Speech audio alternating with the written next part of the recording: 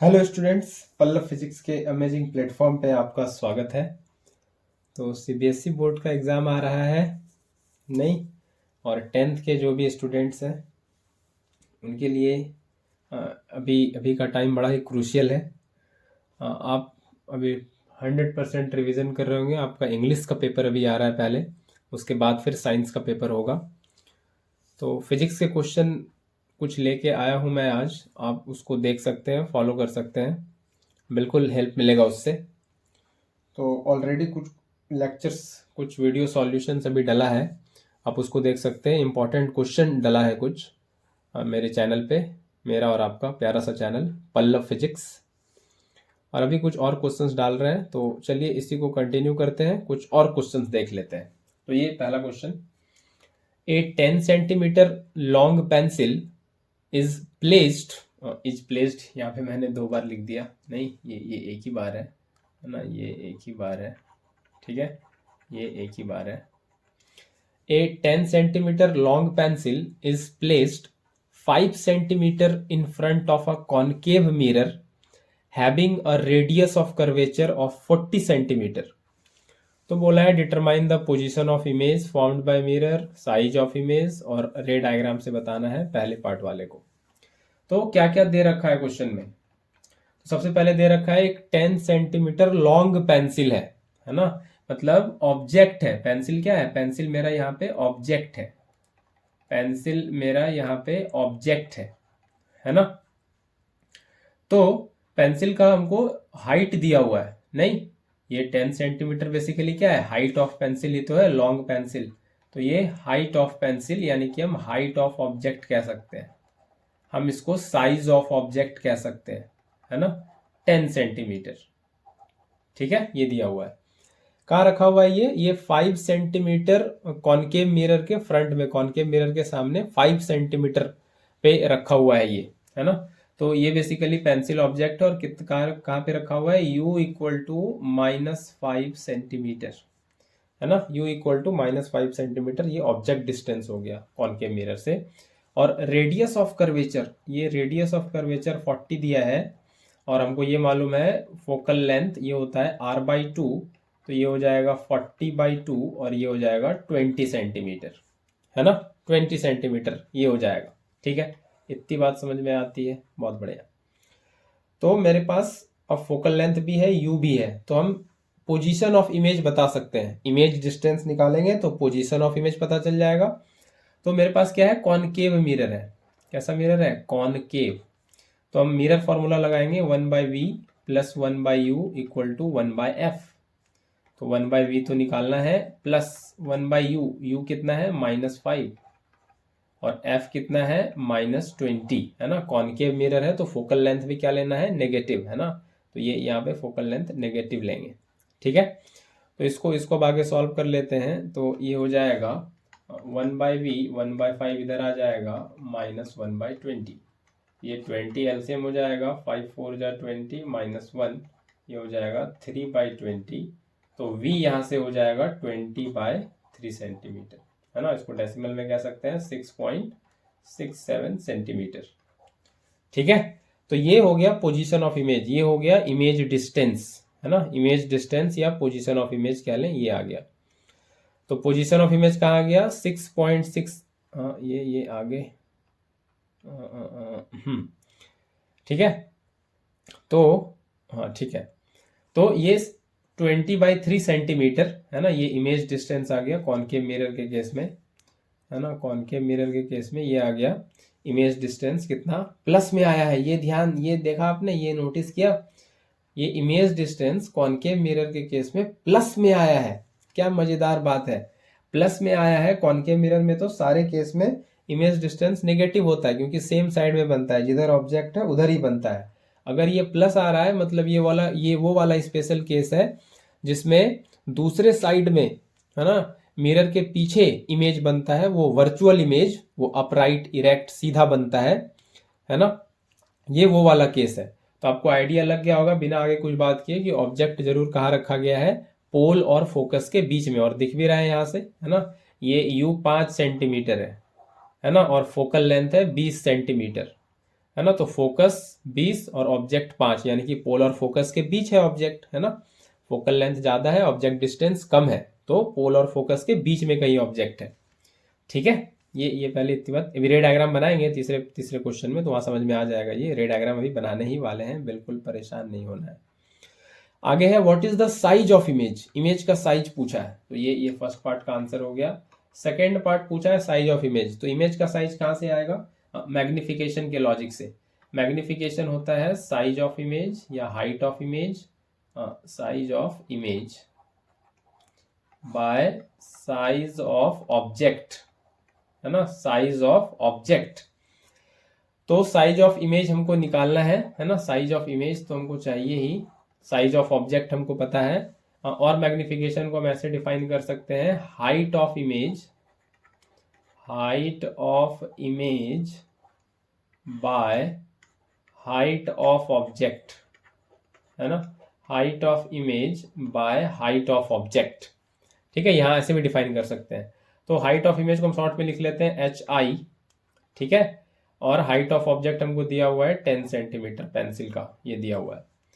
तो मैग्निफिकेशन तो हमको पता नहीं है, तो मैग्निफिकेशन का एक और फॉर्मूला होता है मिरर के केस में, minus image distance by object distance, है ना, ये भी होता है। तो ये हो जाएगा माइनस V कितना आया है, ये आया है 20/3, और U कितना है -5। ये माइनस माइनस मर गया, और ये 5 4 जा 20, और ये हो गया 4/3। ये मैग्निफिकेशन हो गया 1.33, है ना, ये मैग्निफिकेशन हो गया। तो मैग्निफिकेशन 1 से ज़्यादा है तो मैग्नीफाइड इमेज बना है, इनलार्ज्ड इमेज बना है, वो भी देखेंगे अभी। 1 से ज़्यादा है मैग्निफिकेशन मतलब मैग्नीफाइड इमेज है। तो इसको यहाँ पे रख देते हैं इस वाले इक्वेशन में, इस वाले इक्वेशन में। तो मैग्निफिकेशन की जगह रख रहे हैं 4/3, और ये equal to height of image by height of object 10। तो हाइट ऑफ इमेज यहाँ से हो जाएगा 4/3 इंटू 10, और ये हो गया 40/3 सेंटीमीटर। तो साइज ऑफ इमेज यही हो गया 40/3 सेंटीमीटर, है ना, 40/3 सेंटीमीटर। तो सेकेंड पार्ट का आंसर आ गया 40/3 सेंटीमीटर। ठीक है, अब रे डायग्राम, तो रे डायग्राम बना लेते हैं फटाफट से। यही पूछता है क्वेश्चन, ऐसा ही पैटर्न रहता है। ये रे डायग्राम बना लेते हैं, तीसरा पार्ट का आंसर है। तो ये रे डायग्राम बना लिए, ये हो गया कॉनकेव मिरर कुछ ऐसा, और ये हो गया पोल ऑफ द मिरर, ये हो गया नहीं, और ये हो गया फोकस, और ये हो गया रेडियस ऑफ कर्वेचर। ठीक है, और ये फोकस दिया हुआ है 20 सेंटीमीटर, यहाँ से यहाँ तक ये पूरा दिया हुआ है 20, और ऑब्जेक्ट 5 पे है, मतलब यहीं पे कहीं, ये बीच में कहीं यहीं पे, है ना, पोल और फोकस के बीच में ये 5 पे ही है ना, ऐसे। तो ये 5 पे है, तो क्या होगा, एक रे ऑफ लाइट ये ले लेते हैं, ऐसे पोल से जाके ऐसे रिफ्लेक्ट कर गया, है ना, पोल पे गिर के ऐसे रिफ्लेक्ट कर गया। और एक ये इसको C कर देते हैं, सेंटर ऑफ कर्वेचर। और एक ले लेते हैं यहाँ से, ये ऐसे इंसिडेंस किया, ये ऐसे, है ना, ये नॉर्मल इंसिडेंस, और ये यहीं से ऐसे रिफ्लेक्ट कर गया। तो ये बेसिकली सेंटर ऑफ कर्वेचर से ऐसे होता है, तभी ये पॉसिबिलिटी है ना, ये सेंटर ऑफ कर्वेचर से होते हुए जाएगा, अगर ये इस तरह से कर्वेचर पे परपेंडिकुलरली गिरता है तो। अब इस दोनों रे को पीछे बढ़ाएंगे, इस दोनों रे को पीछे बढ़ाएंगे, इस दोनों रे को पीछे बढ़ाएंगे, ठीक है। तो यहाँ पे कहीं ये आके बनेगा, ये यहाँ पे कहीं आके बन जाएगा इस तरह से, ये इरेक्ट इमेज, है ना, अपराइट इमेज, इरेक्ट इमेज, ये बन जाएगा यहाँ पे। ठीक है, तो ये दिया हुआ है ना। तो ये जो आप कह लें, ये 40/3 सेंटीमीटर, ये साइज ऑफ इमेज, और ऑब्जेक्ट इमेज डिस्टेंस ये कितना आया था, ये आया था 20/3, ये वाला 20/3।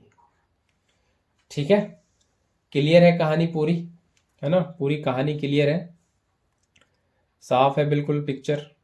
आगे बढ़े, अगले क्वेश्चन पे चलें। अब अगले क्वेश्चन पे चलते हैं, और अगला क्वेश्चन ये है, कहाँ गया, ये रहा। Which of the following material is the best conductor of electricity. तो वुड है क्या, नहीं है, लकड़ी कैसे होगा, प्लास्टिक है, ये तो इंसुलेटर है, रबड़ ये भी वही है। तो आयरन, है ना, आयरन मेटेलिक होता है, और मेटल्स गुड कंडक्टर होता है इलेक्ट्रिसिटी का, क्योंकि मेटल्स में फ्री इलेक्ट्रॉन्स होता है, मोबाइल इलेक्ट्रॉन्स होता है, और उन्हीं की मोबिलिटी से, उन्हीं के फ्लो से करंट आता है और कंडक्टर होता है इलेक्ट्रिसिटी का, तो ये आयरन इसका सही आंसर होगा, है ना। तो ये एक सिंपल सा ऑब्जेक्टिव ये बीच में आ गया, है ना। हम लोग आगे चलते हैं, क्वेश्चन नंबर 3 पे बात करते हैं। ए concave lens has a focal length of 10 centimetre. तो कॉनकेव लेंस है, उसका फोकल लेंथ दिया हुआ है। तो कॉनकेव लेंस का फोकल लेंथ क्या होता है, नेगेटिव साइन के साथ आता है ना। कॉनकेव लेंस का फोकल लेंथ नेगेटिव साइन के साथ आता है, ये आपको पहले क्लियर होना चाहिए।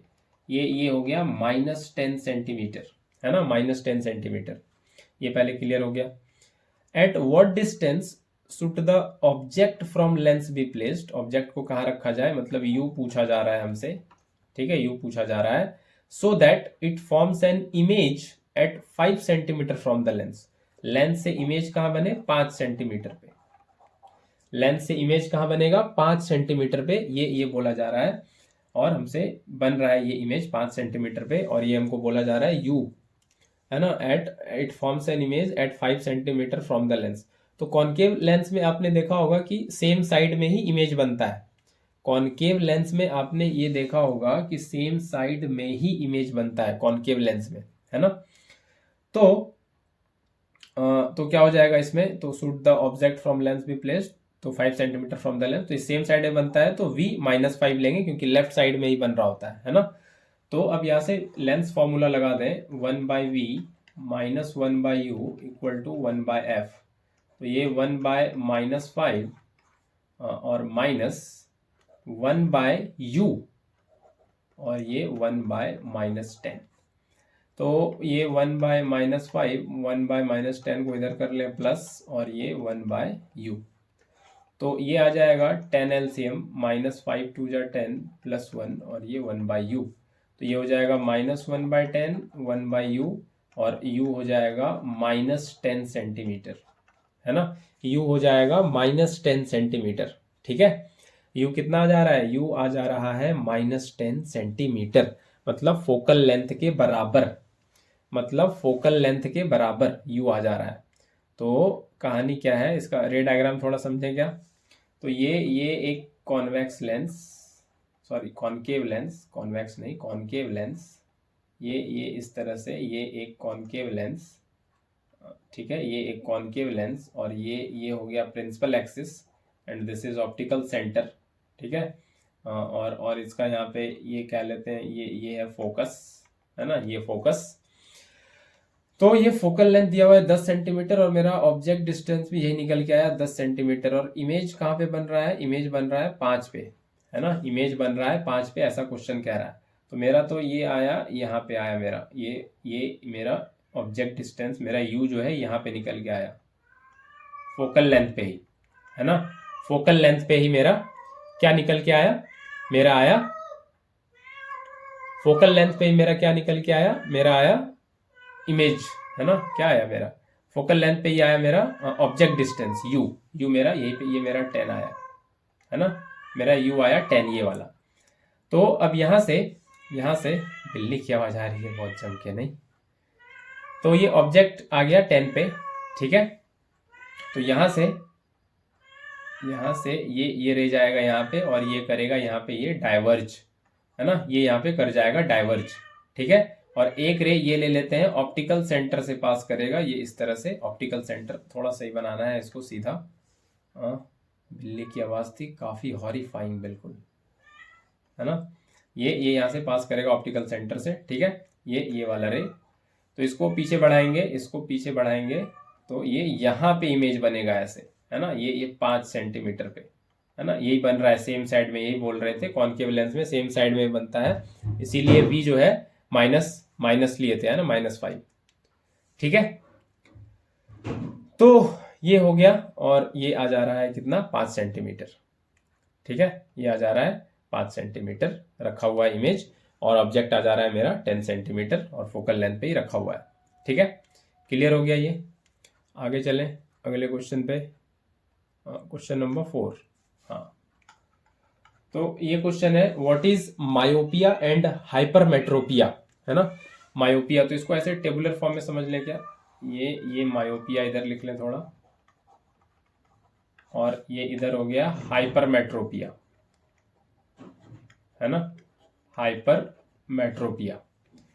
तो मायोपिया और हाइपरमेट्रोपिया क्या है? ये आई से रिलेटेड डिजीज है ना।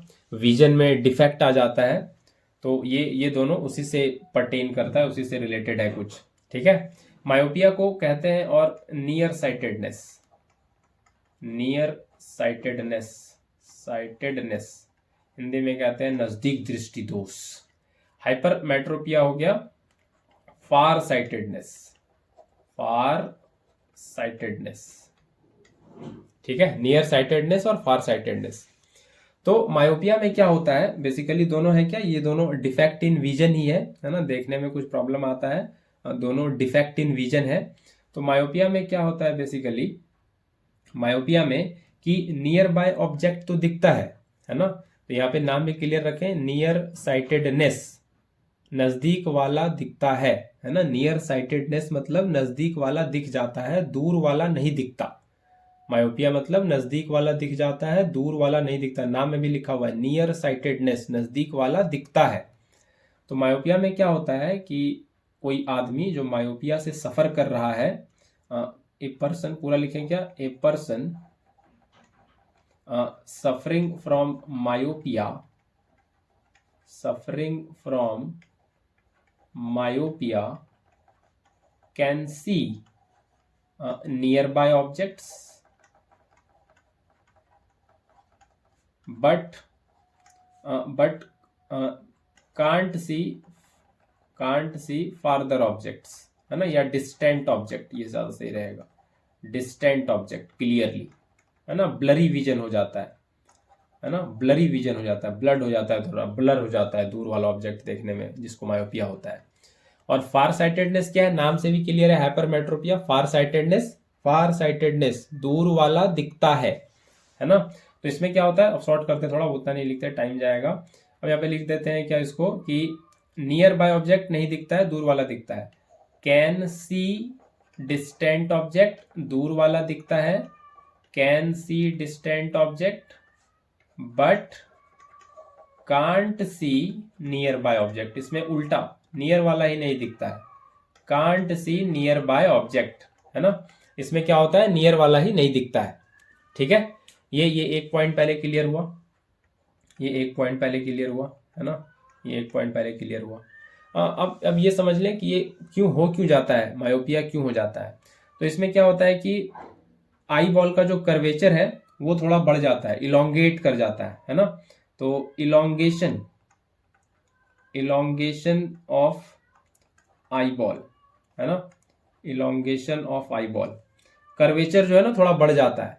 ठीक है, और इसमें क्या होता है, शॉर्टनिंग ऑफ आई बॉल, है ना, ये छोटा हो जाता है, शॉर्टनिंग ऑफ आई बॉल, है ना। तो मायोपिया में थोड़ा कर्वेचर और ज्यादा कर्व हो जाता है ना, कर्वेचर और बढ़ जाता है थोड़ा, और इसमें थोड़ा फ्लैट हो जाता है हाइपरमेट्रोपिया में, है ना। हाइपरमेट्रोपिया में थोड़ा कर्वेचर फ्लैट हो जाता है। तो ये पहले काउज हो गया कि किस वजह से होता है। ठीक है, ये पहले क्लियर है। अब बात आती है कि थोड़ा इसको सही कर लें। सही कैसे होगा, तो मायोपिया सही होता है कॉनकेव लेंस लगा लेने से, है ना, कॉनकेव लेंस लगा लेने से मायोपिया सही हो जाता है। ठीक है, और हाइपरमेट्रोपिया सही हो जाता है कॉन्वेक्स लेंस लगा लेने से, है ना, कॉन्वेक्स लेंस लगा लेने से हाइपरमेट्रोपिया सही हो जाता है ना। तो ये बेसिकली जो लास्ट पॉइंट लिखे, ये क्या है, ये दोनों जो लिखे लास्ट में, ये है करेक्शन, है ना, कैसे सही होगा, है ना। ऐसे आँख खराब लेके तो नहीं घूमना, देखने में प्रॉब्लम हो, ठीक बात तो है नहीं, तो सही करना है उसको, है ना, उसको सही करना है।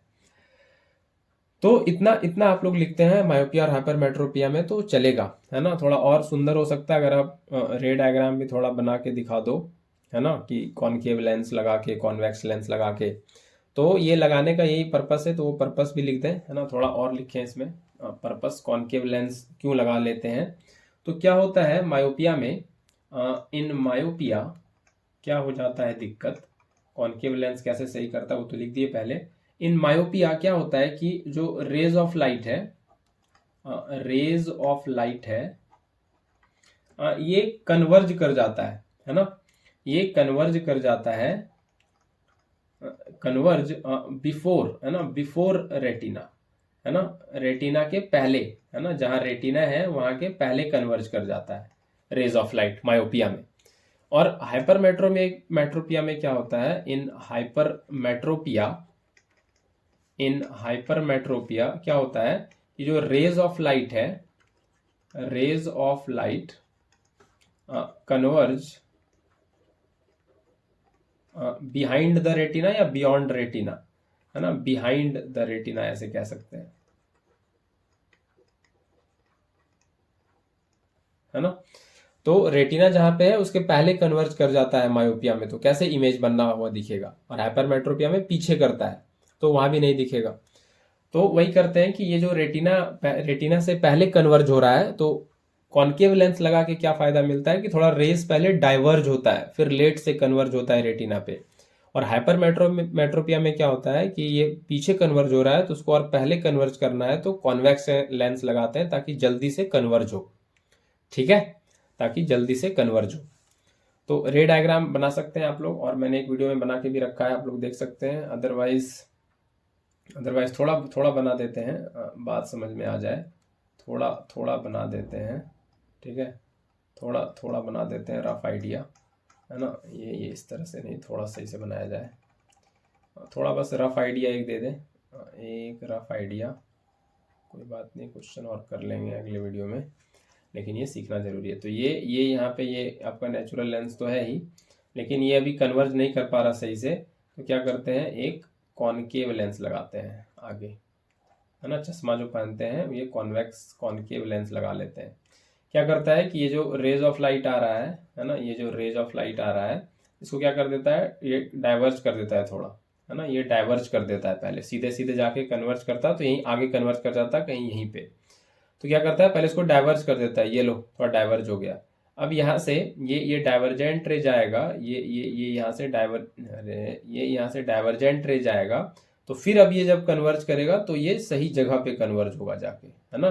पहले यहाँ पे हो रहा था, है ना, पहले यहाँ पे हो रहा था, यहाँ पे इस पॉइंट पे, इसको मैं रेड कलर से दिखाऊं, इसको मैं रेड कलर से, ये तो ये रेड वाला क्या दिखा रहा है, ये पहले कन्वर्ज हो रहा था, है ना, ये पहले, तो मायोपिया हो गया था। तो कॉनकेव लेंस लगाने के बाद क्या हुआ, यहाँ कन्वर्ज हुआ, यहाँ, है ना, बाद में फिर, तो इसको भी दूसरे कलर से दिखा सकते हैं, ये वाला, ये ठीक है। तो ये दिखा रहा है आफ्टर कॉनकेव लेंस, तो कॉनकेव लेंस के बाद हालात सुधर गए, जज्बात बदल गए, है ना, ये हो गया। उसी तरह से दूसरा देख लेते हैं, उसमें क्या होगा, इसमें क्या होगा, इसमें तो ये रहा, आंख बनाने की कोशिश कर रहा हूँ आपकी, बड़ी बड़ी आंखें नहीं, और ये कॉन्वेक्स लेंस तो है ही, और यहाँ पे ये क्या है, ये है कॉन्वेक्स लेंस लगाते हैं इसमें, है ना, हाइपरमेट्रोपिया में कॉन्वेक्स लेंस। तो क्या होता है कि ये रेज ऑफ लाइट आया, तो ये इसको कन्वर्ज करके देगा पहले, है ना, ये इसको थोड़ा और पहले कन्वर्ज करके देगा, ठीक है, और ये फिर इसको फर्दर यहाँ पे कन्वर्ज कर देगा, ठीक है, रेटिना पे। तो क्या हो रहा था कि ये जब आँख खराब हो गया था, ये शॉर्टनिंग हो गया था आई बॉल का, तो क्या हो रहा था कि ये वाला हो क्या रहा था, ये मैं अलग कलर से बताऊं, क्या हो रहा था पहले कि रेज ऑफ लाइट ऐसे आ रहा था सीधा सीधा, और है ना, ये रेज ऑफ लाइट ये कन्वर्ज नहीं हुआ, तो ये रेज ऑफ लाइट सीधा सीधा यहाँ आ रहा था, यहाँ आ रहा था, क्योंकि ये कन्वर्ज नहीं किया था, अभी लेंस नहीं लगाए थे, तो ये कहीं पीछे जाके कन्वर्ज हो रहा था, यहाँ ऐसे ये कहीं यहाँ पीछे कन्वर्ज हो रहा था। तो कैसे दिखेगा, रेटिना पे ना कन्वर्ज होना मांगता है, अपने को रेटिना पे कन्वर्ज होना मांगता है, तो यहाँ पे कन्वर्ज होना है, तो लाइट को थोड़ा सा और पहले बेंड कराए, तो ये लो ये लेंस लगा दिए, अब ये लेंस थोड़ा और बेंड करा दिया पहले, तो अब इसको सही जगह पे कन्वर्ज हुआ यहाँ पे लाके। क्लियर है, अब ये रे डायग्राम भी कर दिए, अब क्लियर होगा, है ना, अब हम श्योर हैं कि अब क्लियर होगा। आगे बढ़ जाते हैं, काफी बात होगी मायोपिया हाइपरमेट्रोपिया पे, और अगला क्वेश्चन ये रहा, क्वेश्चन नंबर 5, ठीक है, ये रहा क्वेश्चन नंबर 5। तो डिफाइन एंगल ऑफ डेविएशन, है ना, एंगल ऑफ डेविएशन क्या है ये पूछा है, और पूछ रहा है why do different component of white light split up into spectrum when it passes through a triangular glass prism, so the angle of deviation for red colour when white light passes through a prism. तो angle of deviation होता क्या है, तो angle of deviation पे बात करें, पहले हम एक प्रिज्म का फिगर बनाते हैं, है ना, पहले हम एक प्रिज्म का बड़ा सा फिगर बनाते हैं, तब बात करने में मज़ा आएगा। पहले हम एक प्रिज्म का फिगर बनाते हैं, ठीक है। तो थोड़ा सही से बना लें। हाँ ठीक है, चलेगा। तो ये एक प्रिज्म है, ठीक है। इसको थोड़ी देर के लिए मानना है अभी कि ये एक प्रिज्म है, ठीक है। और क्या होता है कि इस पे जब रे ऑफ लाइट ऐसे इंसिडेंट करता है, थोड़ा ऊपर चढ़ जा भाई, इस पे जब रे ऑफ लाइट ऐसे इंसिडेंट करता है, ये है ना, ये रहा रे ऑफ लाइट, तो ये सरफेस है ना, ये इंक्लाइंड सरफेस जैसा, इस पे नॉर्मल बनाएंगे, नॉर्मल कुछ ऐसा बनेगा, है ना, ये ऐसा कुछ बन गया नॉर्मल। ये क्या हो गया, ये हो गया नॉर्मल, देखिए बिल्कुल ये 90 डिग्री, तो यही हो गया नॉर्मल। तो इससे जो एंगल बना रहा है इसको कहते हैं एंगल ऑफ इंसिडेंस, है ना, नॉर्मल से जो एंगल बन रहा है। अब क्या होगा कि ये अगर प्रिज्म नहीं रहता यहाँ पे, तो ये जो लाइट है, ये जो इंसिडेंट लाइट है, ये वाला, ये क्या है, ये इंसिडेंट रे है, इंसिडेंट रे है। तो क्या होता कि ये लाइट सीधे निकल जाता, नहीं, ये लाइट यहाँ पे ऐसे सीधे निकल जाता, अगर कोई यहाँ पे नहीं होता, क्या, ये प्रिज्म नहीं होता तो। लेकिन प्रिज्म होने की वजह से, प्रिज्म ग्लास का बना होता है ना, ट्रायंगुलर ग्लास प्रिज्म लिखा भी है। ग्लास का रिफ्रैक्टिव इंडेक्स ज्यादा है एयर से, है ना, इधर क्या है, बाहर है एयर, और अंदर क्या है, अंदर है ग्लास, है ना, अंदर है ग्लास। तो ये पता है आपको कि mu air, refractive index air का 1 होता है, और म्यू ग्लास, ग्लास का रिफ्रैक्टिव इंडेक्स 1.5 होता है। तो ग्लास क्या है, डेंसर मीडियम है ना, और एयर क्या है, रेयरर मीडियम है। तो रेयरर से लाइट डेंसर में जा रहा है, तो रिफ्रैक्शन होगा, बेंडिंग होगा, और नॉर्मल की तरफ बेंडिंग होगा, है ना, डेंसर में जा रहा है, डेंसर में ज्यादा नंबर ऑफ पार्टिकल से इंटरेक्शन होता है लाइट का, तो उसका स्पीड ज्यादा स्लो डाउन होता है, ठीक है, उसका स्पीड ज्यादा स्लो डाउन होता है, तो नॉर्मल की तरफ बेंड होगा, ठीक है। तो ये है मेरा नॉर्मल, नॉर्मल कौन सा है, ये यही है मेरा नॉर्मल। तो इसकी तरफ बेंड करना है लाइट को, तो इसकी तरफ थोड़ा बेंड कर दिए ऐसे, है ना, ये बेंड हो गया, ठीक है, ये हो गया बेंडिंग, ठीक है, ये क्लियर है। फिर इस सरफेस पे आया, तो फिर इस पे ऐसे नॉर्मल डाल देते हैं, फिर इस पे ऐसे सीधा बन जा भाई, है ना। तो फिर ये ठीक था, तो फिर इस पे ऐसे करके ये नॉर्मल डाल देते हैं, ठीक है, ये ठीक है, समझना है आपको, ये नॉर्मल है, ठीक है, ये नॉर्मल डल गया। अब क्या होगा, अब ये डेंसर है, ग्लास में अभी लाइट है, और इसको एयर में जाना है बाहर, है ना, ग्लास में लाइट है और इसको किस में जाना है, एयर में बाहर जाना है। तो डेंसर से रेयरर, तो अब क्या होगा, नॉर्मल से दूर, है ना, नॉर्मल से दूर। तो ये नॉर्मल है, तो ये इससे दूर जाएंगे हम, इससे हम लोग दूर चले जाएंगे, ठीक है, इससे दूर चले गए। तो ये एंगल ऑफ इंसिडेंस, और यहाँ पे ये जो बाहर रे निकला, इसको कहते हैं इमरजेंट रे, इसको क्या कहते हैं, इमरजेंट रे। ये नॉर्मल है, ये क्या है, दिस इज नॉर्मल। इससे कितना एंगल बनाता है, जो एंगल बनाता है इसको कहते हैं इमरजेंट एंगल, ई से दिखाते हैं इसको, एंगल ऑफ इमरजेंस, है ना, ई से दिखाते हैं, ठीक है, ये बन गया एंगल ऑफ इमरजेंस। ये पहले इतनी बेसिक बात समझ में आई आपको, रिफ्रैक्शन के फेनोमेना से ये सब हुआ, है ना, ठीक है। अब यहाँ पे इस इमरजेंट रे को, है ना, ये क्या था, ये था, ये लाइट का, ये इंसिडेंट रे का पाथ था, है ना, ये इंसिडेंट रे का पाथ था, अगर प्रिज्म नहीं होता तो, है ना, अगर प्रिज्म नहीं होता तो ये पाथ होता इंसिडेंट रे का, लेकिन प्रिज्म होने की वजह से ये पाथ हुआ है। तो ये इमरजेंट रे को अगर हम थोड़ा पीछे बढ़ाएं, ये बैकवर्ड ऐसे प्रोड्यूस करें यहाँ पे ऐसे, तो क्या दिख रहा है हमको कि ये इंसिडेंट रे, है ना, ये इंसिडेंट रे अपने ओरिजिनल रास्ते से थोड़ा भटक गया, है ना, ये इंसिडेंट रे अपने ओरिजिनल रास्ते से थोड़ा भटक गया, और कितना भटक गया, इतना भटक गया, इतना, है ना। इसको कह देते हैं, इसको कह देते हैं डेल्टा, इसको कह देते हैं डेल्टा, ये ऐसे दिखाते हैं डेल्टा को, इसको कह रहे हैं डेल्टा, ठीक है। तो ये जितने एंगल से इंसिडेंट रे भटक गया अपने रास्ते से, वही तो है एंगल ऑफ डेविएशन, है ना, वही तो है एंगल ऑफ डेविएशन। और ये इमरजेंट रे है, ये वाला क्या है, इमरजेंट रे, इसी को बैकवर्ड प्रोड्यूस किए हैं। तो इंसिडेंट रे इमरजेंट रे के साथ एंगल बनाया है, जब लाइट रे मीडियम से पास हो रहा है तो, है ना। तो यही है एंगल ऑफ डेविएशन, समझ में आया, यही है एंगल ऑफ डेविएशन, कितने एंगल से इंसिडेंट रे अपने ओरिजिनल रास्ते से भटक गया है ना, वही है एंगल ऑफ डेविएशन, ठीक है। और ये सब पता है कि ये एंगल ऑफ प्रिज्म होता है, ये सब तो पता है, ठीक है। ये पूरा कहानी क्लियर हुआ। तो एंगल ऑफ डेविएशन कैसे डिफाइन करेंगे? तो एंगल ऑफ डेविएशन कैसे डिफाइन करेंगे? एंगल ऑफ डेविएशन कैसे डिफाइन करेंगे?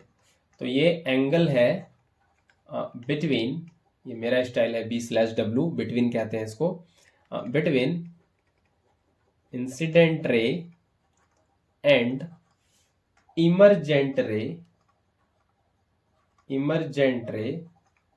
while ray of light passes through a medium, while ray of light passing through a medium, medium मेरा यहाँ ग्लास है, जो प्रिज्म बना हुआ है ग्लास का, वही है एंगल ऑफ डेविएशन। ठीक है, एंगल ऑफ डेविएशन समझ में आया है ना? एंगल ऑफ डेविएशन समझ में आया, पहला क्वेश्चन का आंसर मिल गया आपको, सही है बिल्कुल। चलिए आगे बढ़ते हैं। Why do different component of white light, जो वाइट लाइट होता है ना, अब इस पर बात कर लें थोड़ा। ये अलग कलर पे वापस आया, ब्लैक कलर पे, क्योंकि वाइट है उस पर ब्लैक सही रहेगा। वाइट लाइट, ये जो वाइट लाइट होता है ये बेसिकली 7 कंपोनेंट कलर से बना होता है, ये आपको पता होगा, विबग्योर है ना। ये सब कलर का नाम पता है, ये वायलेट, ये इंडिगो, ये सब पता होगा है ना, ये सब ज़्यादा टाइम वेस्ट नहीं करते। ये रेड है ना, ये ऑरेंज, ठीक है, ये येलो, ये सब पता है। ये जी ग्रीन है ना, और ये बी ब्लू, ये सब पता होगा। ये 7 कलर होता है, वाइट लाइट इसी से मिलके बना है ना, 7 कंपोनेंट कलर विबग्योर कहते हैं। और इसमें थोड़ा और बात बता दें कि ये वायलेट से जब आप इंडिगो रेड की तरफ जाते हो तो वेवलेंथ बढ़ता है ना, वेवलेंथ इंक्रीजेस। तो सबसे ज्यादा वेवलेंथ रेड लाइट का होता है, रेड कलर का। सबसे ज्यादा वेवलेंथ किसका है? रेड कलर का, है ना, ये ध्यान रखना है। वायलेट का सबसे कम वेवलेंथ है, ये भी क्लियर हुआ। अब आपको ये एक फॉर्मूला पता होगा, V = F लैम्बडा। जब कोई लाइट किसी मीडियम से गुजर रही होती है तो उसमें जो स्पीड होता है उस लाइट का, वो होता है F × lambda, frequency into wavelength equal to speed of light in that medium, है ना, यही होता है। तो यहां से ये क्लियर हुआ, ये फ्रीक्वेंसी तो फिक्स है ना, ये फ्रीक्वेंसी तो सेम है। तो ये जो वेलोसिटी है, ये जो स्पीड है, ये वेवलेंथ पे डायरेक्टली प्रोपोर्शनल टू वेवलेंथ ऐसे डिपेंड करेगा, है ना, ऐसे डिपेंड करेगा। तो जिस लाइट का वेवलेंथ ज्यादा होगा उसका स्पीड भी ज्यादा होगा, है ना। तो यहाँ पे एक बात नोट करेंगे कि जिस लाइट का, जिस कलर का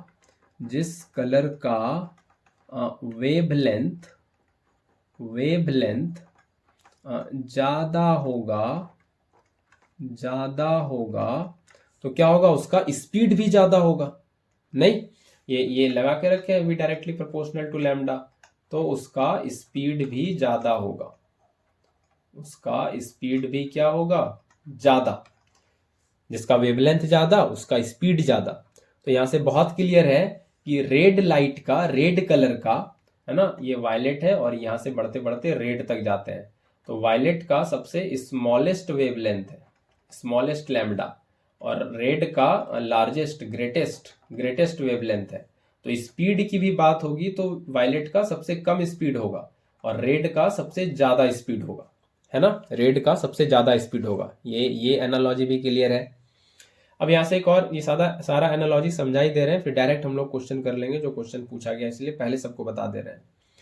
तो ये भी क्लियर हो गया, है ना, V = F लैम्डा के रिलेशन से। चलिए ये भी कहानी क्लियर है। अब यहाँ पे एक चीज और आपको समझना है, एक और बहुत कॉमन सी बात समझनी है कि जो ज्यादा स्पीड से चल रहा है, उसको मोड़ना उतना ही मुश्किल है कि नहीं? उसको मोड़ना मतलब बेंड करना, मोड़ना मतलब क्या? बेंड करना उतना ही मुश्किल है। नहीं, उसको बेंड करना उतना ही मुश्किल है कि नहीं भाई? जो बहुत तेजी से दौड़ रहा है ना, और आपको बोला जाए कि उसको पकड़ के मोड़ देना है, तो क्या आप मोड़ पाओगे? मुश्किल होगा। लेकिन जो धीमे चल रहा है, जो धीमे दौड़ रहा है, उसको बोले आपको मोड़ने, तो आप उसको तुरंत मोड़ दोगे, है ना। जो धीमे चल रहा है, जो धीमे चल रहा है उसको मोड़ना आसान है, नहीं, उसको मोड़ना आसान है, उसको पकड़ना आसान है ना, उसको मोड़ना आसान है, बेंड करना आसान है।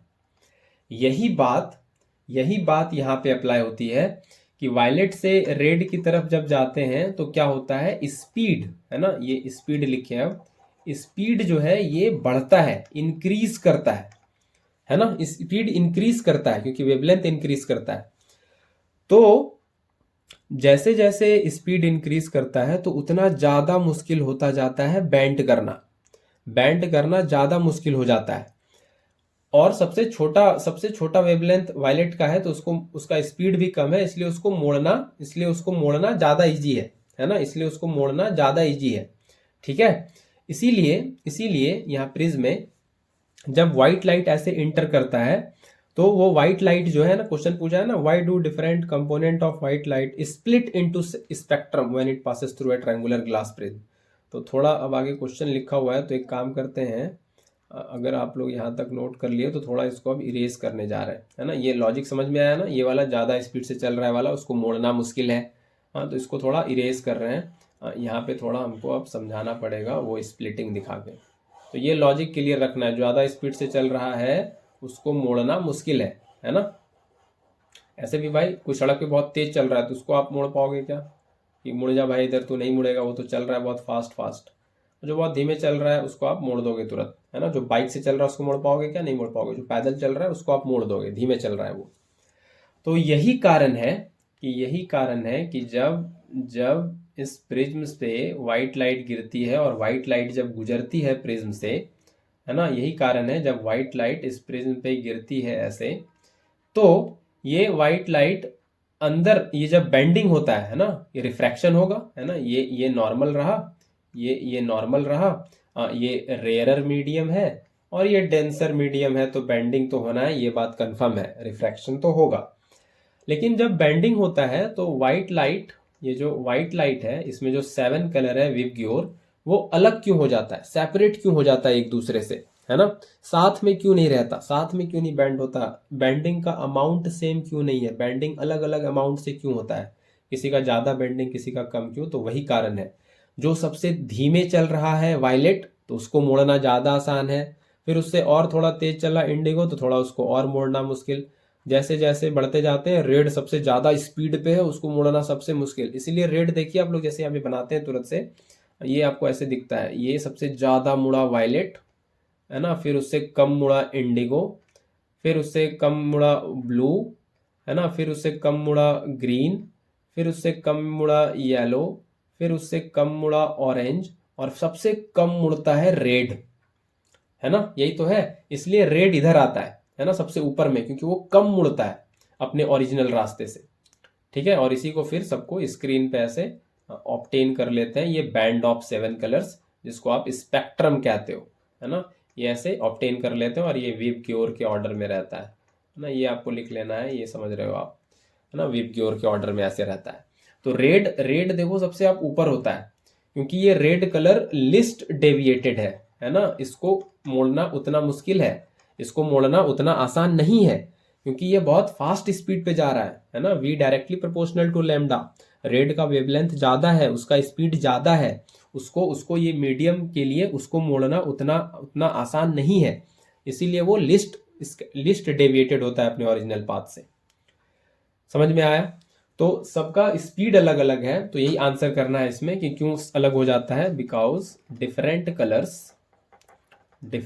Colours travel at different speed, ये आंसर करना है इसमें। और why they travel at different speed, because they have different wavelength, है ना, दे हैव डिफरेंट वेवलेंथ। ठीक है, दे हैव डिफरेंट वेवलेंथ, सबका लैम्डा अलग अलग है। और थोड़ा बढ़ चढ़ के आप ये वाला एक्सप्लेनेशन दिखा सकते हो, v equal to F lambda वाला, ये आपका इसमें आंसर हो जाएगा, इसीलिए ये 7 कलर में टूट जाता है। ठीक है, तो आपको आंसर मिल गया। फिर है so the angle of deviation for red colour when white light passes through a prism, तो वही बस दिखा देना है ये एंगल, ये ओरिजिनल पाथ ये है, ये ओरिजिनल पाथ ये रहता। तो ये रेड कलर, ये वाला रेड कलर है, यहाँ से ये कितना डेविएट किया है ना, ये कितना डेविएट किया है, ये यहाँ से, ठीक है। ये यहाँ से इसको आप पीछे बढ़ा के थोड़ा, ये रेड कलर को ऐसे पीछे बढ़ा के ये आप यहाँ से डेल्टा दिखा सकते हो इसको, ठीक है। ये यहाँ से रेड कलर को पीछे बढ़ा के यहाँ से ऐसे डेल्टा दिखा सकते हो, ठीक है। ये तो अभी किया ही इसके पहले वाले क्वेश्चन में, एंगल ऑफ डेविएशन वाले क्वेश्चन में। वो तो वहाँ कर ही लिए है ना। यहाँ जो ही बताया एंगल ऑफ डेविएशन, ऐसे ऊपर वाले रेड कलर के लिए आप दिखा दोगे तो काम बन जाएगा, ठीक है। तो आज इतना रखें, क्वेश्चन तो और भी था अभी, अगले लेक्चर में होपफुली लेके आएंगे, है ना। अगले लेक्चर में होपफुली लेके आएंगे और भी क्वेश्चन, अभी और भी क्वेश्चन करेंगे, अभी छोड़ेंगे नहीं। अभी मेरे पास, हम लोग के पास, हमारे पास, आपके पास बहुत टाइम है अभी, है ना। 20 को पेपर है तो अभी टाइम है। बस चैनल देखते रहिए, फॉलो करते रहिए, समझते रहिए, सीखते रहिए। लर्निंग इंपॉर्टेंट है, आपका एग्ज़ाम इंपॉर्टेंट है। चलिए मिलते हैं फिर।